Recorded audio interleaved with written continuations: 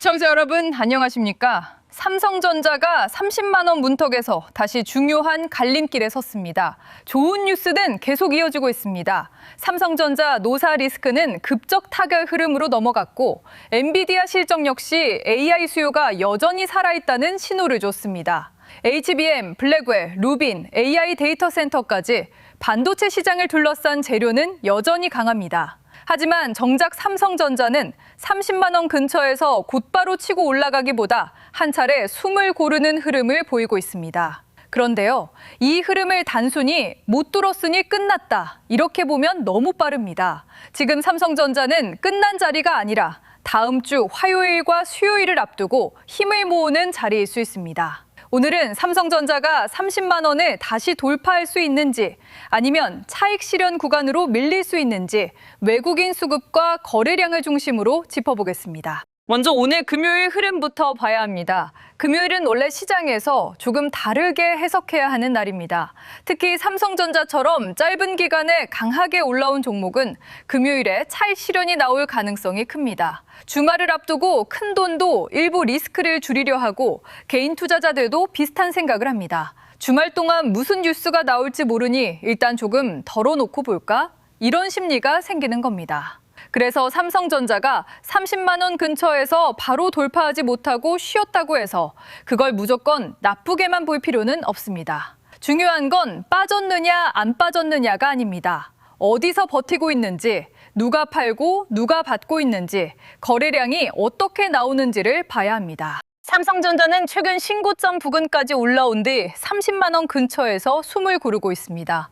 이 자리는 단순한 가격대가 아닙니다. 개인 투자자에게는 심리적 목표가이고 단기 수익을 낸 투자자에게는 익절을 고민하는 자리이며 기관과 외국인에게는 이 가격 위에서도 더 살 이유가 있는가를 다시 계산하는 구간입니다. 쉽게 말하면요, 30만 원은 그냥 숫자가 아닙니다. 그 위에 쌓인 매물을 소화할 수 있느냐, 새로운 매수세가 들어오느냐, 반도체 전체로 돈이 번지느냐를 확인하는 문턱입니다. 삼성전자가 이 자리에서 완전히 무너진 것이 아니라 전고점 부분에서 버티고 있다는 점은 의미가 있습니다. 하지만 버틴다는 것만으로는 부족합니다. 다음 방향을 결정하려면 수급과 거래량이 다시 붙어야 합니다. 여기서 가장 중요한 건 외국인 수급입니다.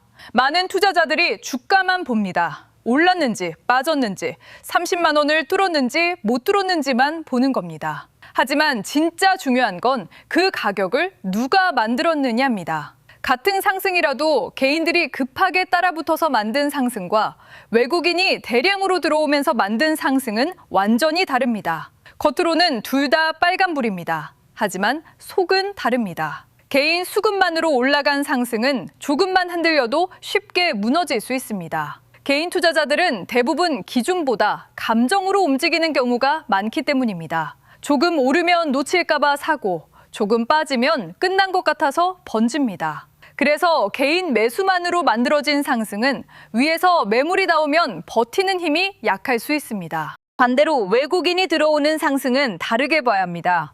외국인은 삼성전자를 살 때 그냥 오늘 뉴스 좋다는 이유만으로 사지 않습니다. 환율을 보고, 미국 금리를 보고, 엔비디아 흐름을 보고 한국 반도체 ETF 자금 흐름을 봅니다. 패시브 자금, 선물 포지션, 환해지 비용까지 같이 계산합니다. 쉽게 말하면요, 외국인이 삼성전자를 산다는 것은 삼성전자 하나만 좋게 본다는 뜻이 아닙니다. 한국 반도체를 다시 담을 만하다고 보는 것이고 원화 리스크를 감수해도 된다고 판단하는 것이고 AI 메모리 사이클이 더 이어질 수 있다고 보는 겁니다. 그래서 30만 원 근처에서는 개인 매수보다 외국인 매수가 훨씬 중요합니다. 30만 원 위에서 외국인이 따라붙느냐, 이게 다음 흐름을 가르는 핵심입니다. 거래량도 반드시 같이 봐야 합니다. 거래량 없는 상승은 겉으로는 좋아 보여도 속은 약할 수 있습니다. 왜냐하면 위에 있는 매물을 진짜로 소화하고 올라간 게 아닐 수 있기 때문입니다. 삼성전자처럼 30만 원이라는 심리선에 있는 종목은 위에 기다리는 매물이 많습니다. 예전에 물린 투자자는 30만 원 오면 본전 탈출해야지 이렇게 생각할 수 있습니다. 단기 수익이 난 투자자는 여기까지 왔으면 일부 익절해야지 이렇게 생각할 수 있습니다. 기관도 마찬가지입니다. 수익률 관리를 해야 하니 30만 원 근처에서는 일부 차익 실현이 나올 수 있습니다. 그러니까 30만 원을 진짜로 뚫으려면 그 매물을 다 받아낼 만큼의 거래량이 필요합니다. 가격만 살짝 올라가는 것이 아니라 거래량이 붙으면서 위에 쌓인 매물을 먹고 올라가야 진짜 돌파라고 볼 수 있습니다. 삼성전자에서 가장 좋은 그림은 이겁니다. 30만 원 근처에서 버티는 상황에서 거래량이 다시 살아납니다. 그런데 그 거래량의 주체가 개인만이 아니라 외국인과 기관입니다. 동시에 SK하이닉스, 반도체 장비주, 소재주, 후공정주까지 같이 반응합니다. 그러면 이건 단순히 삼성전자 하나만 오르는 그림이 아닙니다. 반도체 전체로 돈이 번지는 그림입니다.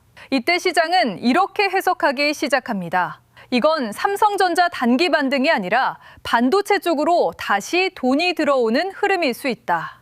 이 질문이 나오면 30만 원은 단순한 저항선이 아니라 새로운 가격대를 여는 문턱이 될 수 있습니다. 삼성전자가 30만 원을 넘는 것보다 중요한 건 그 위에서 어떤 돈이 붙느냐입니다. 반대로 조심해야 하는 그림도 있습니다. 삼성전자가 30만 원 근처까지 올라옵니다. 그런데 거래량이 약합니다. 외국인은 들어오지 않습니다. 기관도 애매합니다. 반도체 주견주는 조용합니다. 개인만 급하게 따라붙습니다. 이러면 위험합니다. 그건 큰 돈이 밀어올리는 장이 아니라 개인들의 기대감이 먼저 튀어나온 장일 수 있기 때문입니다. 쉽게 말하면요. 가격은 30만 원을 건드렸는데 그 가격을 지탱할 돈이 약한 겁니다. 이럴 때는 장중에 잠깐 좋아 보여도 위에서 매물이 나오면 다시 밀릴 수 있습니다. 그래서 우리가 봐야 하는 건 30만 원 찍었느냐가 아닙니다. 30만 원 근처에서 누가 샀는지, 그 거래량이 진짜였는지, 외국인이 따라왔는지, 반도체 전체로 돈이 번졌는지를 봐야 합니다. 외국인 수급을 볼 때도 하루만 보면 안 됩니다. 하루 샀다고 무조건 좋은 것도 아니고 하루 팔았다고 무조건 나쁜 것도 아닙니다.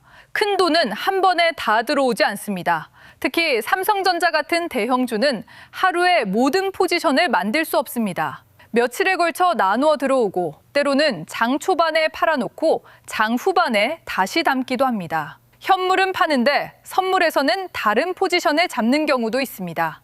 그래서 외국인 수급은 단순히 오늘 순매수냐, 순매도냐만 보면 안 됩니다.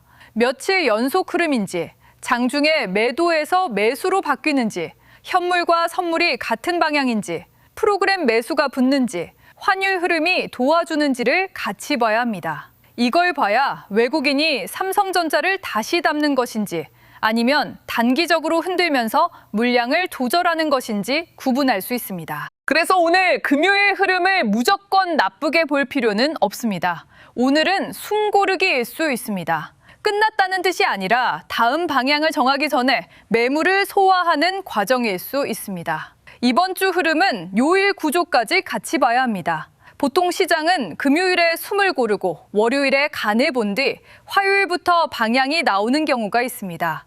그런데 이번에는 월요일 국내장이 쉽니다. 그러면 원래 월요일에 나와야 할 간보기 흐름이 화요일로 밀릴 수 있습니다. 그러니까 화요일장이 열리자마자 바로 폭발한다고 단정하면 안 됩니다. 화요일은 시장이 먼저 확인하는 날이 될 수 있습니다. 해외 변수를 얼마나 반영해야 하는지, 외국인이 들어오는지, 환율은 괜찮은지, 미국 반도체 흐름이 이어지는지, 삼성전자가 30만 원 근처에서 버티는지 먼저 보는 날이 될 수 있습니다. 진짜 수급이 붙으면 수요일부터 훨씬 강하게 방향이 나올 수 있습니다. 그래서 화요일장 초반에 빨간불 하나 보고 흥분하면 안 됩니다. 파란불 하나 보고 겁먹어도 안 됩니다. 화요일은 간보기일 수 있습니다. 수요일이 진짜 방향을 보여주는 날이 될 수 있습니다. 물론 시장은 항상 예상을 비틉니다. 그래서 무조건 오른다라고 보면 안 됩니다. 어떤 조건이면 오를 수 있고 어떤 조건이면 조심해야 하는지 그 기준을 갖고 대응해야 합니다. 삼성전자에서 지금 중요한 건 가격 하나가 아닙니다. 30만 원 근처에서 거래량이 붙는지, 외국인이 들어오는지, 반도체 전체가 같이 움직이는지, 환율과 금리가 도와주는지입니다. 이 네 가지가 같이 맞아야 상승의 힘이 진짜라고 볼 수 있습니다. 삼성전자 보유자분들은 지금 마음이 애매할 수 있습니다. 수익이 난 분들은 여기서 욕심부리다가 다시 밀리면 어떡하지? 이 생각이 들 수 있습니다. 아재 본전 근처이거나 조금 물려있던 분들은 30만 원만 다시 넘으면 팔아야 하나? 이런 생각이 들 수 있습니다. 새로 들어가려는 분들은 지금 들어가면 너무 늦은 곳 아닌가? 이게 제일 무서울 겁니다. 그런데 이 질문을 팔아야 하냐, 버텨야 하냐, 이렇게 단순하게 보면 안 됩니다. 지금은 가격 하나만 보고 판단할 자리가 아닙니다. 30만 원 근처에서 어떤 돈이 붙는지를 봐야 하는 자리입니다. 해결 방법도 투자자 상황에 따라 다르게 봐야 합니다. 이미 들고 있는 사람, 새로 진입하려는 사람, 비중이 큰 사람은 전략이 달라야 합니다. 먼저 이미 삼성전자를 들고 있는 분들입니다. 이분들은 30만 원 근처에서 가장 흔들릴 수 있습니다. 수익이 난 분들은 여기서 팔아야 하나 생각할 수 있고, 본전 근처인 분들은 30만 원만 오면 그냥 나가야 하나 고민할 수 있습니다. 하지만 여기서 감정으로 결정하면 안 됩니다. 30만 원 근처에서 외국인 수급이 붙고 거래량이 살아나고 반도체 섹터가 같이 움직이면 그 자리는 단순히 익절하고 끝낼 자리가 아닐 수 있습니다.